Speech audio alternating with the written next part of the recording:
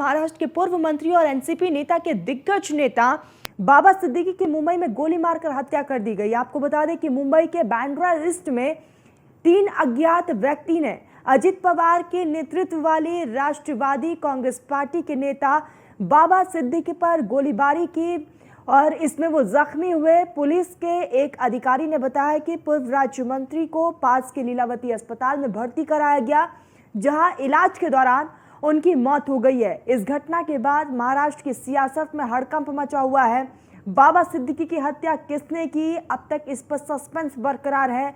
Mumbai police को कोई ठोस सबूत नहीं हाथ लगा है।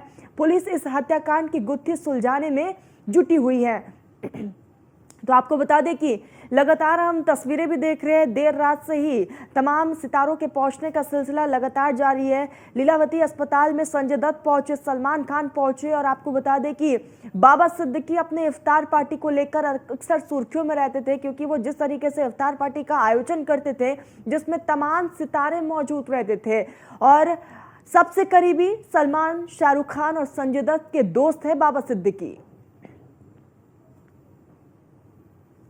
सिद्दीकी इन पर जानलेवा हमला हुआ था, दुर्भाग्य से उनमें उनकी मृत्यु हुई है, ऐसी खबर है। और ये बहुत ही दुर्भाग्यपूर्ण घटना है, दुखद घटना है। और इसमें 2 आरोपी अरेस्ट है, ऐसा पुलिस कमिश्नर भंसालकर जी ने मुझे कहा है, और एक आरोपी फरार है। ये दोनों एक हरियाणा और उत्तर प्रदेश का है। तीसरा आरोपी कि जो फरार है उसको पकड़ने के लिए पूरी पुलिस की टीम क्राइम ब्रांच काम कर रही है और उसको जल्दी पकड़ा जाएगा और ये तीनों के ऊपर कड़ी कार्रवाई हो जाएगी। कानून व्यवस्था बनाए रखने के लिए सरकार पूरी तरह ऐसे आरोपी, ऐसे गुनहगारी को वहाँ पर रोक लगाएंगे और ये केस भी जो है फास्ट ट्रैक के में ली जाएगी और जल्द से जल्द इनके ऊपर कार्रवाई होगी, इनको सजा होगी। महाराष्ट्र का लॉ एंड ऑर्डर ख़राब होता जा रहा है। अभी कमाटीपुरा में 3-4 दिन पहले एक मर्डर हुआ है और हालात यहाँ के ख़राब भी होते जा रहे हैं, लेकिन सरकार की तरफ से जो सख्ती होना चाहिए, लोगों को डर ख़त्म हो चुका है। किसी को डर ही नहीं कानून में। कोई आदमी जाके मस्जिद में खुलेआम कह रहा है कि मारो एक को, मारो, हम मारेंगे, कुरान नहीं पढ़ने देंगे, और मतलब हर तरह से लॉ एंड ऑर्डर बिल्कुल ख़राब हो रहा है। और सरकारें जो सिर्फ़ और सिर्फ नफ़रत फैलाकर अपनी सियासी रोटी सेक रहे हैं। मैं समझता हूँ बाबा सिद्दीकी के ऊपर गोली चलना एक बहुत ही सीरियस मैटर है। वो कोई क्रिमिनल आदमी नहीं, वो एक नेता। हम आज बचपन से हम लोग देखते हैं बाबा सिद्दीकी पॉलिटिक्स में थे और उन पर गोली चलना, मैं समझता हूँ कि बहुत सीरियस, सरकार को इसको नोट लेना चाहिए। तो महाराष्ट्र सरकार ने साफ तौर पर इस पूरे मामले को लेकर कार्रवाई के निर्देश दे दिए हैं। तो मुंबई में अजित पवार गुट के एनसीपी नेता बाबा सिद्दीकी की गोली मारकर हत्या कर दी गई है। आपको बता दें कि बीती रात बदमाशों ने मुंबई के बांद्रा में इस वारदात को अंजाम दिया। बाबा सिद्दीकी को बेहद करीब से सरेआम गोली मारी गई है। इसके तुरंत बाद बाबा सिद्दीकी को अस्पताल ले जाया गया, जहां डॉक्टरों ने उन्हें मृत घोषित कर दिया, जिसके बाद देश के नेताओं ने ट्वीट कर उनको श्रद्धांजलि दी।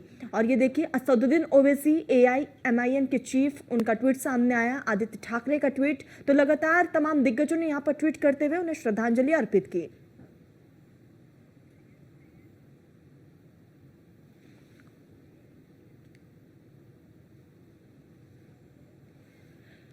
सहयोगी फरियल सैयद हमारे साथ जुड़ चुके हैं। फरियल, एक बार फिर से महाराष्ट्र के कानून व्यवस्था पर सवाल उठ रहा है। बाबा सिद्दीकी की जिस तरह से सरेआम गोली मारकर हत्या कर दी गई, उसके बाद लगातार एक के बाद एक कई सवाल सामने आ रहे हैं। जी बिल्कुल, अगर आप देखोगे तो महाराष्ट्र में जिस तरीके की स्थिति चल रही है कानून व्यवस्था को लेकर, चाहे वो रेप की वारदात हो जाए या पॉलिटिकल पार्टीज के नेताओं के ऊपर सरेआम हमले होना, और अब जो है एक चीज ऐसी हुई है जिसने ना सिर्फ महाराष्ट्र बल्कि देश को जो है सदमे में डाल दिया, क्योंकि बाबा सिद्दीकी जो है वो एक छोटा नाम नहीं थे महाराष्ट्र की राजनीति में। उनका सरेआम जो है कत्ल कर देना, और ऐसे वक्त में जब उनके पास Y+ सिक्योरिटी हो, सारे चीजों के बावजूद, उनको जो मुहैया कराई गई थी उसके बावजूद 15 दिन पहले जब उनको जान से मारने की धमकी मिलती है तो बाबा सिद्दीकी की जो है सिक्योरिटी बढ़ाई जाती है, उन्हें बाईपास की सिक्योरिटी दी जाती है और उसके बाद जो है 15 दिन बाद ये घटना घटती है। इसको लेकर जो है महाराष्ट्र सरकार के ऊपर कई सारे सवाल जो है उठाए जा रहे हैं। और आपको बता दें कि जितने भी पॉलिटिकल पार्टी के दिग्गज नेता है देश भर के, उन सारे लोगों ने, अगर आपने देखा होगा कि ट्वीट के माध्यम से बाबा सिद्दीकी को श्रद्धांजलि दी, लेकिन साथ ही साथ महाराष्ट्र सरकार और महाराष्ट्र में चल रहे कानून व्यवस्था के ऊपर जो है सवाल उठाए हैं। फरियल, कहा यह जा रहा है कि सुपारी किलिंग इसे बताया जा रहा है। अब तक की जांच पड़ताल में क्या कुछ खुलासे हो पाए हैं? क्योंकि जिस 2 लोगों को हिरासत में लिया गया है उनसे लगातार पूछताछ जारी है, कुछ खुलासे हो पाए अभी तक?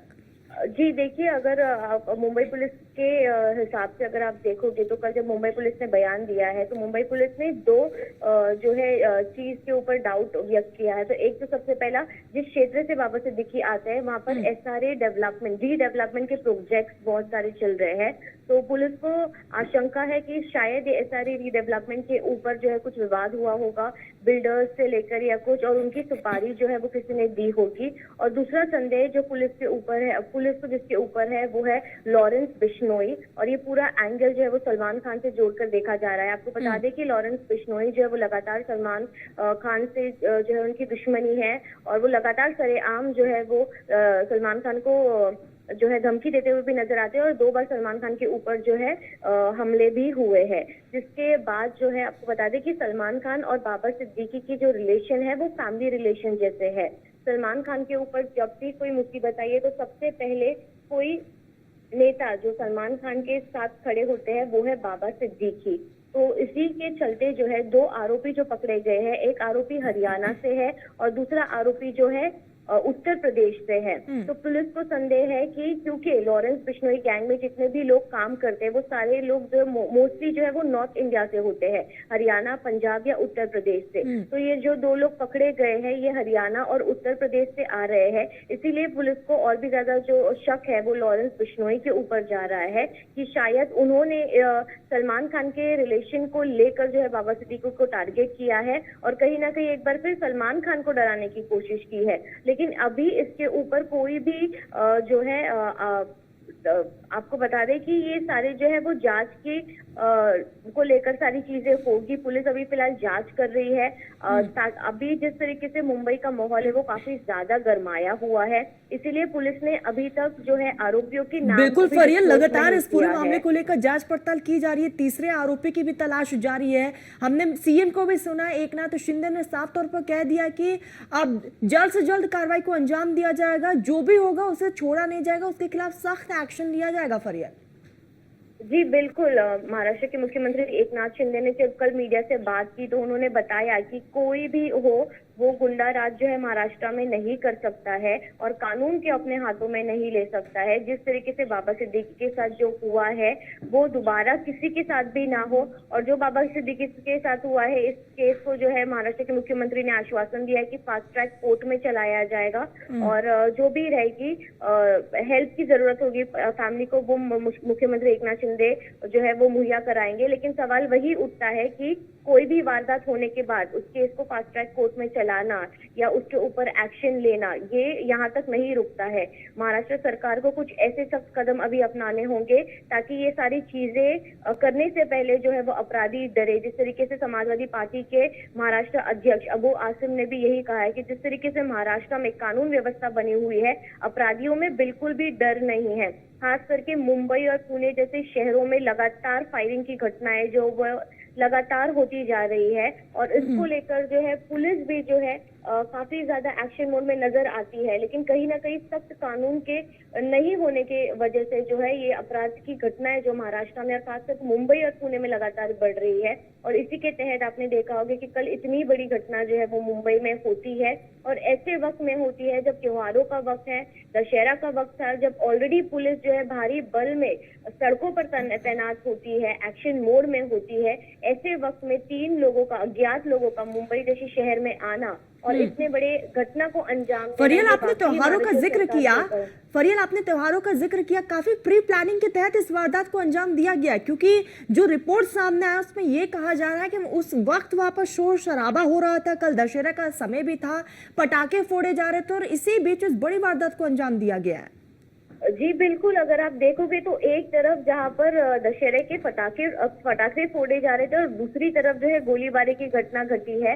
और बाबा सिद्दीकी जो है वो अपने बेटे ज़ीशान सिद्दीकी जो बांद्रा वेस्ट के विधायक है उनके दफ्तर गए हुए थे। तो जो लोग, ये अज्ञात लोग आए थे, उन्हें ये पता था कि वो उस वक्त जो है उनके दफ्तर जाने वाले हैं और उस वक्त जो है वहां पर जो है भीड़ भाड़ का एरिया होने वाला है। और आपको बता दूं कि जिस तरीके से ये पूरी वारदात हुई है, इस वारदात में जो 9.9 mm की पिस्तौल जो पुलिस ने हिरासत में ली है, जो अपराधी है, इन लोगों ने इस पिस्तौल का इस्तेमाल किया था।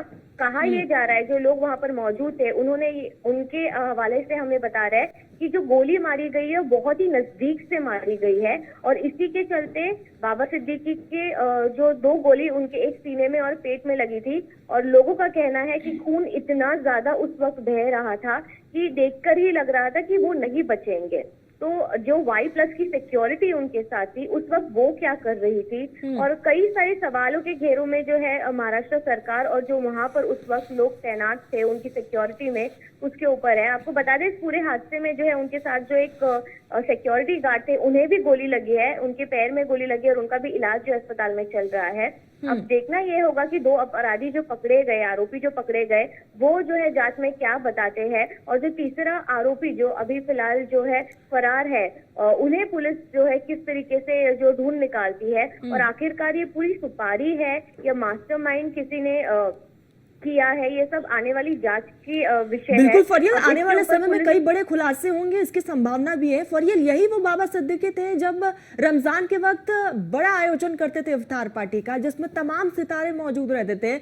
हमने देखा, चाहे वो सलमान खान, शाहरुख खान का पैचअप हो या फिर अब संजय दत्त से उनकी दोस्ती हो, फरियल एक वो अलग तस्वीरें होती थी। और यही एक रीजन है कि संजय दत्त भी सबसे पहले अस्पताल पहुंचे, सलमान खान पहुंचे, शिल्पा शेट्टी पहुंचे और सभी के आंखें नम नजर आई। फरियल जी बिल्कुल, देखो सबसे पहले मैं आपको बता दूं कि बाबा सिद्दीकी ने कांग्रेस पार्टी उस वक्त जोड़ी थी जब सुनील दत्त जो है कांग्रेस में तैनात थे, और सुनील दत्त का बहुत बड़ा हाथ है बाबा सिद्दीकी को जो है एक नेता बनाने में। इसीलिए संजय दत्त और बाबा सिद्दीकी का जो रिश्ता है वो एक फैमिली रिलेशन है।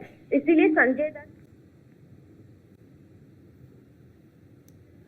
बिल्कुल फरियल, कम से कम 48 साल तक कांग्रेस में रहे बाबा सिद्दीकी और उसके बाद अचानक से एक दिन उन्होंने कांग्रेस से इस्तीफा देकर एनसीपी में वो शामिल हो गए। और उसके बाद लगातार आज जो खबर सामने आई है वो खबर ने सबको हिलाकर रख दिया है। फरियल, आप हमारे साथ जुड़ी, तमाम जानकारी के लिए बहुत बहुत शुक्रिया आपका। हालांकि इस पूरे मामले को लेकर लगातार जांच पड़ताल जारी है।